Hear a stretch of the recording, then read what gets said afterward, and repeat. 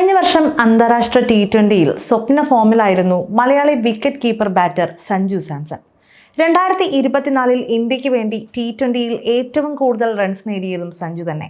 എന്നാൽ 2025 അത്ര മികച്ച തുടക്കമല്ല ഈ മലയാളി താരത്തിൻ്റെത്. ഇംഗ്ലണ്ടിനെതിരായ T20 പരമ്പരയിലെ ആദ്യ 2 മത്സരങ്ങളിലും പ്രതീക്ഷിച്ച സ്കോർ നേടാൻ അദ്ദേഹത്തിന് സാധിച്ചില്ല. ആദ്യ കളിയിൽ 20 പന്തിൽ 26 റൺസ് നേടിയ താരം രണ്ടാം മത്സരത്തിൽ 7 പന്തിൽ 5 റൺസ് നേടിയാണ് വീണത്.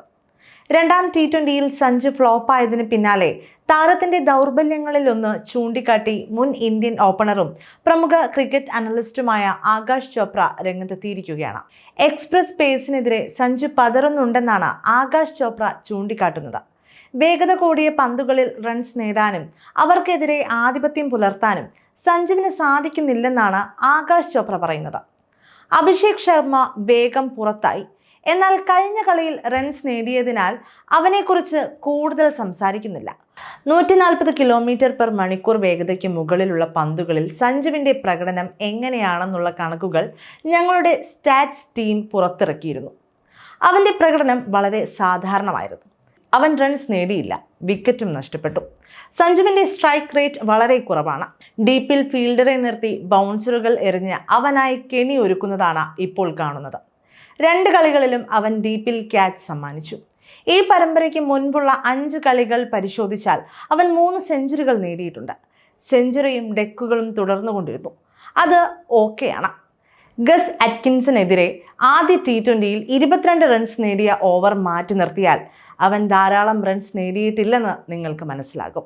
അവന് പേസിനെതിരെയും ബൗൺസറുകൾക്ക് എതിരെയും ചില പ്രശ്നങ്ങളുണ്ട് എന്നായിരുന്നു യൂട്യൂബ് ചാനലിൽ സംസാരിക്കവേ ആകാശ് ചോപ്ര പറഞ്ഞത്.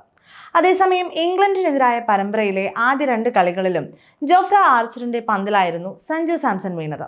2 തവണയും 145 km/മണിക്കൂർ വേഗതയ്ക്ക് മുകളിൽ വന്ന പന്താണ് സഞ്ജുവിൻ്റെ വിക്കറ്റ് എടുത്തത്. ആദ്യ 2 T20കളിലും ഒരേ തരത്തിൽ സഞ്ജു പുറത്തായത് ആരാധകരെ വല്ലാതെ നിരാശരാക്കി. അതിവേഗത്തിലുള്ള പന്തുകളിൽ സഞ്ജു പതറുന്നതും ഈ കളികളിൽ ക്രിക്കറ്റ് ലോകം കണ്ടിരുന്നു. എക്സ്പ്രസ് പേസിനെതിരെയുള്ള ഈ ദൗർബല്യം മാറ്റാൻ സഞ്ജുവിന് സാധിച്ചില്ലെങ്കിൽ താരത്തിന്റെ കരിയറിനെ അത് പ്രതികൂലമായി ബാധിക്കുമെന്നാണ് ക്രിക്കറ്റ് പ്രേമികൾ ചൂണ്ടിക്കാട്ടുന്നത്.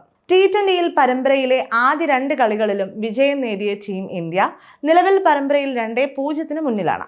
ജനുവരി 28-ന് രാജ്കോട്ടിലാണ് ഇനി 3ാം T20. ഈ കളിയിൽ വിജയിക്കാനായാൽ ഇന്ത്യക്ക് പരമ്പര സ്വന്തമാക്കാം. 4ാം T20 ജനുവരി 31-ന് പൂനെയിലും 5ാം T20 ഫെബ്രുവരി 2-ന് മുംബൈയിലും നടക്കും.